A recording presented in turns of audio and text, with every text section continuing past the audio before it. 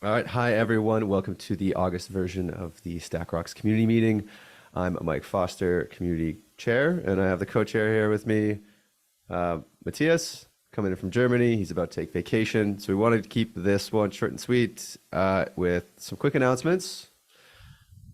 Matthias, you want to kick it off? Yeah, sure.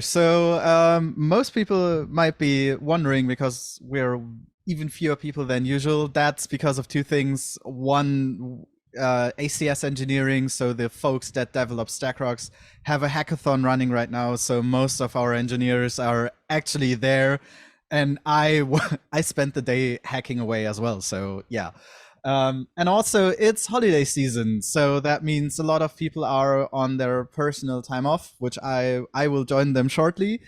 But that also means please be a little bit more patient with PRs and issues. It might take just a day or two longer for people to react. Yeah, I'll be checking when I can. Typically, we tend to do a triage at the beginning of every week just to make sure that nothing's missed. But if something is urgent, you can always message us in the Slack channel. I'll be around. I'm in North America, so I don't get quite as much vacation as my European counterparts. But yeah, just we'll see in the chat for anything urgent. And last month we announced 3.71 release. We talked about the dashboard. So 3.71 is GA. Recommend the update. It's all there. It's been pushed. Still actively looking for feedback. Maybe we'll come up with a little competition, see for some feedback for some StackRox gear. But yeah, anything in the chat would be awesome in Slack or an email would be great. And I see that Boaz, who couldn't make it, also put in the community meeting documents, there's a call for DevOps engineers, cloud architects, and application developers to implement our development project around Kubernetes network policy. So the project's going to aim to help introduce NetPool to ship left during the dev lifecycle by automating tasks with the help of machine-generated network policies. Matthias, do you want to expand on this a little bit? Yeah, That's a very wordy sentence. And hey, Claude. it is, and I Yeah. can maybe provide a little bit more insight from engineering because I'm actually the lead developer for that project. Oh, love to So hear it. fun fact. So what we're doing is currently we have the feeling that, or we actually know that a lot of people are kind of tiptoeing around network policies because network policies are kind of a complex thing. They're not easy to use. They are, however, very powerful. And they have a lot of advantages as opposed to, for example, third-party products. So we want to enable people to make better use of network policies. And one of the ways to do that is actually doing static analysis of your workloads. So the idea is we introduced a new command to RoxStar, our CLI tool of the whole platform. And that command basically goes into your workload, reads all the YAMLs, and then tries to recommend you a set of network policies as a starting point. Mm-hmm. So that's kind of cool because we aim to enable people earlier in the process to do that. So the shift left part of this, which is usually who does network policies? Usually it's like operations team, firewall people, NetSec. Mm-hmm. So what we want to do is basically, hey, how about developers also giving tools to developers in their hands to actually do that because they usually know their workloads better than the ops people do because they actually develop their workloads themselves. So if I can expand on that, because the typical workflow was you get into the user interface and you see the network traffic, you see the baselines, and then you get recommended network policies.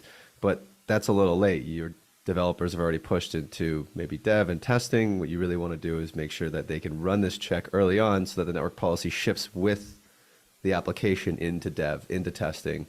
And then that way your security or your operations team that's working in the application can do more verification checks that the firewalls are set up properly instead of going back and recommending something in the first place, right? And we see Boaz is just joining as we are detailing his addition to today's meeting.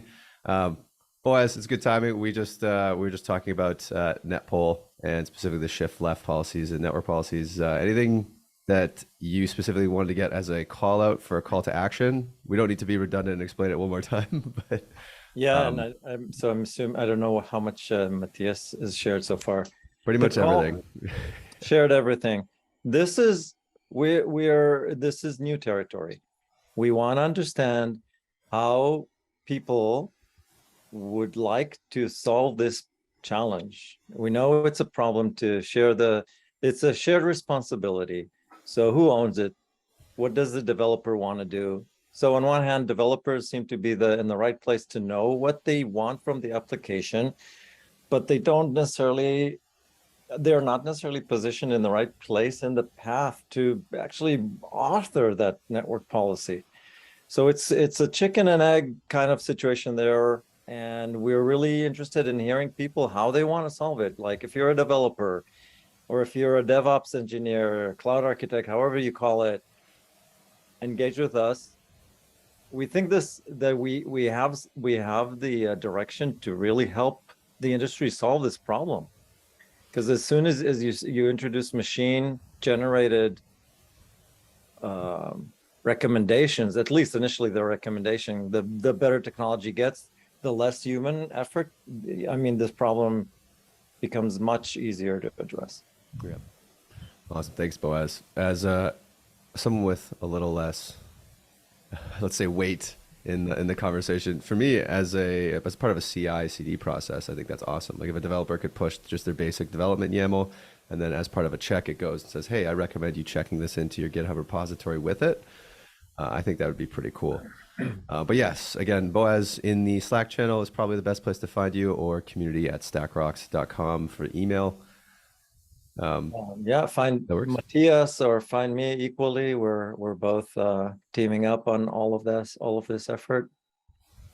Awesome. So generally, community folks. So if you could completely dream up your dream tool, please let us know how you would like the experience to be, what you would like us to do, because we have some ideas. We're already actively working on a first draft, basically. Or it's not a draft, but we're already working on this, but we're absolutely open for feedback. So if you folks have a great idea, feel free to share with us, because we're really interested because we're trying to help you. So basically let us know how we can best help you. Sweet. And speaking of us helping you, we're hoping that you can help us in a way, because we do have the Hacktober coming up. So we're looking for recommendations. We have things like an operator that's still it needs to be in the works for the Kubernetes specific build for StackRox, native ARM builds, documentation, guides, how to, sort of in the brainstorming phase. But if there's something specific you're looking to work on, we'd love to hear from you.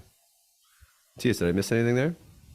Absolutely not. So for me, it's important to also talk about this, because contributions don't necessarily mean to code. So if you don't want to code, if you feel like you can't contribute in a meaningful way in code, that's totally fine, because most of this project isn't actually code. It's documentation, it's how-tos, it's basically even feedback is worth their weight in gold for us, because we need to know what happens to you, how the reality is for you, or what problems you encounter. So let us know, and if you feel like we should maybe build a guide together or write some how-tos together, or you want to write how-tos, please feel free to share them with us. We're more than happy to accept all of this.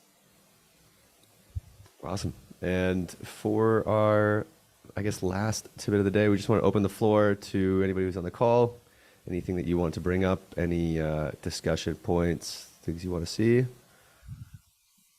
You have a question. My question is that the new network policy scanning tool will only scan YAML form from the dev machine, not any node, right? Yes. So the netpool generate. So this is we actually introduced a new subcommand to RoxStar, which is generate netpool, which will recommend you network policies. And the idea is you will provide it a folder, and it will read all the YAML files in your folder and statically analyze them. So we're not reading from the node. What we do from the node is what you see in the network graph. So you can, if you deploy a new workload, usually after a short time of running of that workload running, we will recommend you runtime network policy, or we will actually show you what your workload did, and basically recommend you a set of network policies that you could create from that. Yeah, but I think Claude is fundamentally right. This is what what we do now. We scan your local environment. Thank you. Can you hear me? Yep. We can hear you now. Yeah. So I have a few other questions that are unrelated to this, and I mean, can I just throw them out here? Sure. Yeah. All right. Now's the time. So the first one is related to I get closing the loop, if you will, on scan. So one of the things that my customer have been bringing up to me is basically they run scans, right? Or maybe the security team runs scan and they tell them you have things to be fixed or remediated, right? But then once the thing are remediated, which most of the time are usually done already, because usually when you provide this to RHSAs, which technically means that Red Hat already addressed them, even though they might not have addressed them in container yet, right? But once they do that, they want to know how do they get that credit without necessarily having to perform new scans. So say they went in and it was a container and they got the newer version of container. So it was a, I don't know, UBI based container, say a dev namespace. And so they got, you know, a security vulnerability, and then they were told to fix it, and they went through the process of bringing the new container from Red Hat, and then they basically redeployed the application. At that point, they still have that thing that went into reported into the same tool, said that they went compliant, right? And now they're back compliant, but until they did another scan, there's no way to match those two states basically. And they're wondering how do they effectively do that, especially when you have a larger cluster for tons of tenants. So wait, so what is where is the pain in the current process waiting for the next scan? Why is that painful? Well, I think because they are afraid. So again, I should probably provide more background. These customers mostly run disconnected, right? So they're not always sure that performing another scan would actually give them clear. They are afraid that if they did another scan, maybe something else will come up, which might not even be related to the issue right at hand. So they don't want to keep whacking a mole, so to speak. So they basically want to make sure that, okay, this is an issue that you raised to us. This issue has been addressed, and we just want to mark it as addressed. But they're afraid that if we do another scan, maybe something else will bubble up because maybe the version of the database is not in line and things like that. So that's why they kind of they're always afraid of doing Claude, this. if I can jump in here, I think are you talking about doing a scan through the user interface and scanning like multiple clusters for all of your container information at one time?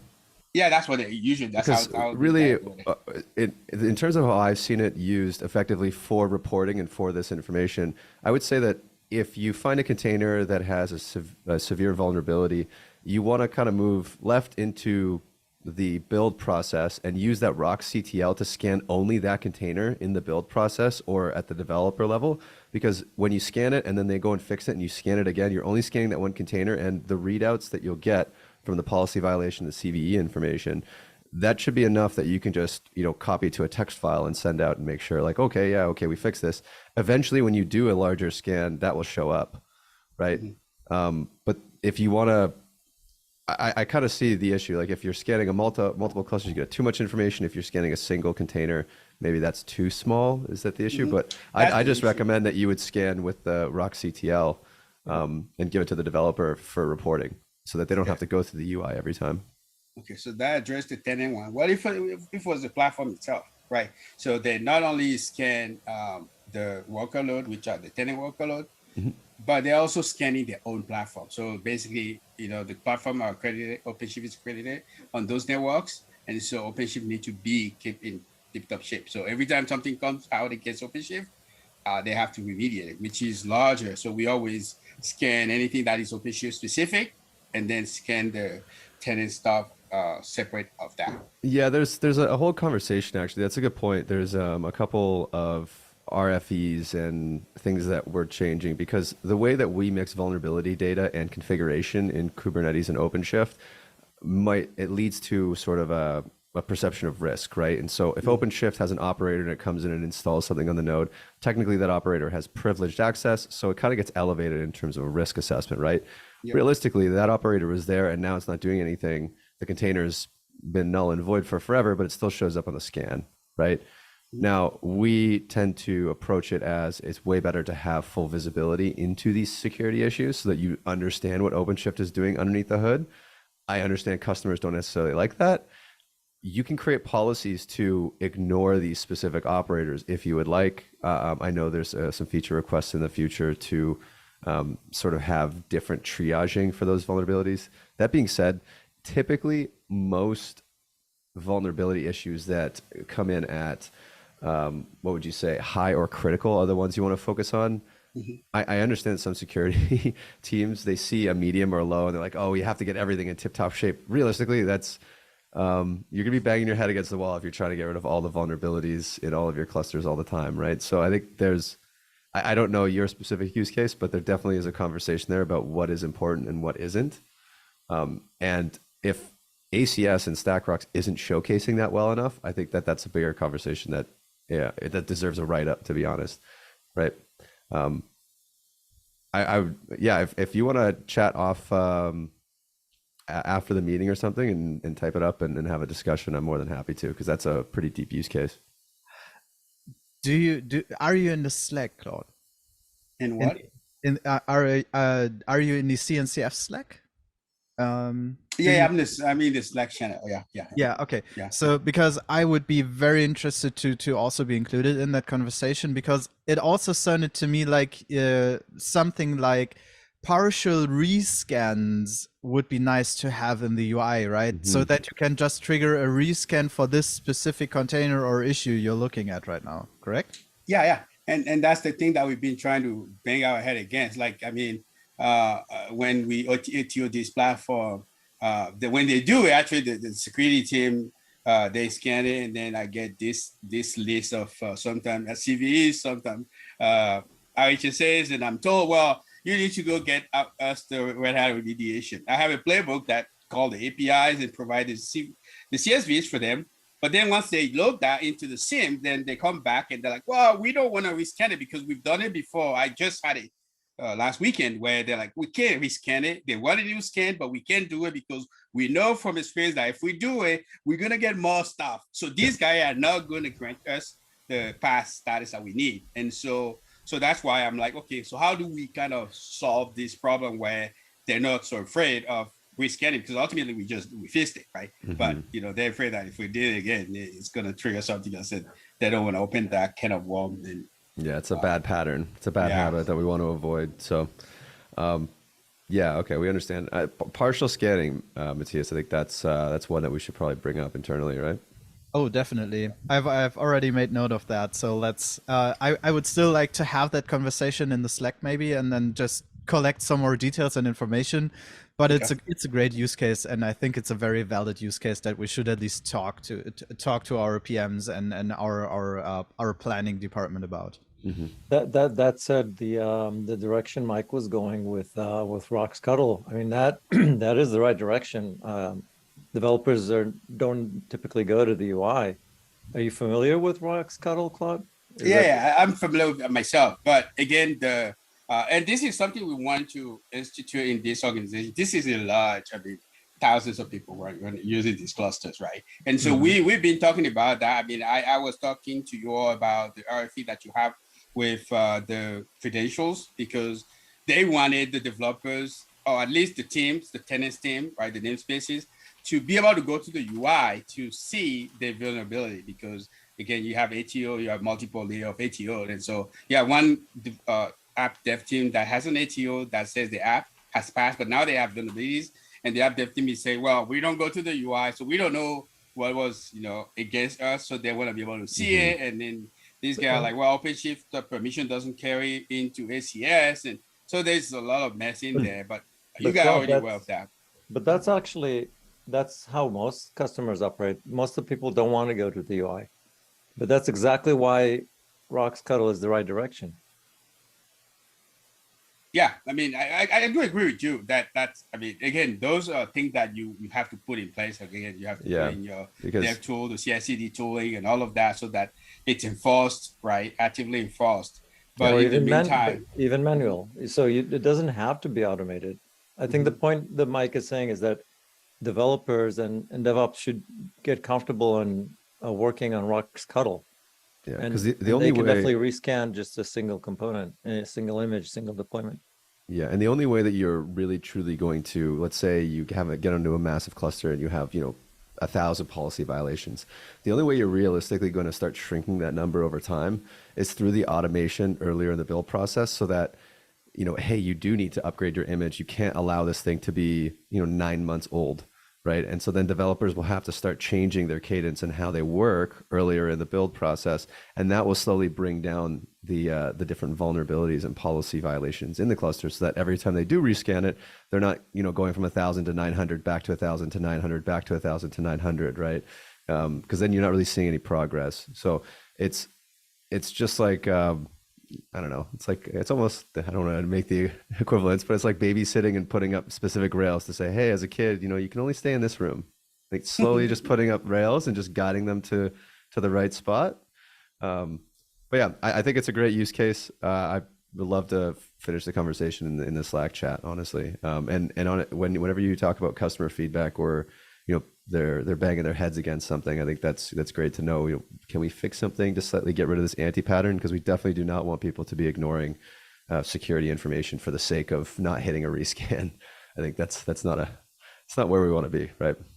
Yeah, definitely. I do agree with you with all those suggestions. I'll pass that one along to them, especially even though developer have to do it. Again, developer does it on his machine, that's good. But again, it doesn't pass muster, right? I mean, I'm a developer. I did that. I say, well, I just rescan it. It's good.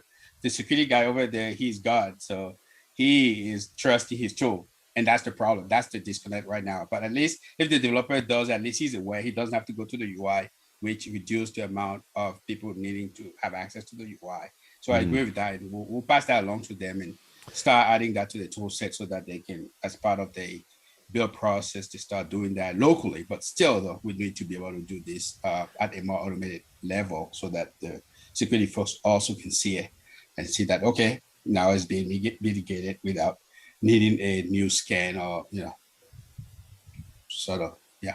For sure. Thank you. No, Colette, yeah, thanks for the conversation. That was great. Any other comments, questions, concerns? Boaz, David? Nope, nothing here. Awesome. A last part of our wrap up is our monthly RoxStar. This month's monthly RoxStar is Dane Kantner. He's been pretty active, honestly, since we've been open sourced. I believe he was from a previous customer, and is using open source StackRox. So super happy that he is always active in the chat and helping us debug through some issues. So shout out to Dane, and I'll be messaging you shortly. Matthias, do you want to wrap it up for us before you head off to vacation? Matthias is going to be out for the next month, so congrats.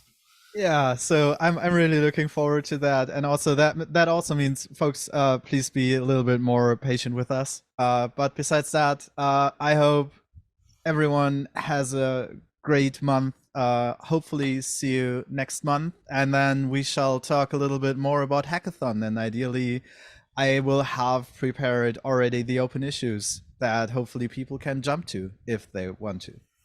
So I guess that's it from my side, folks. Have a great day. It was a pleasure to have you here.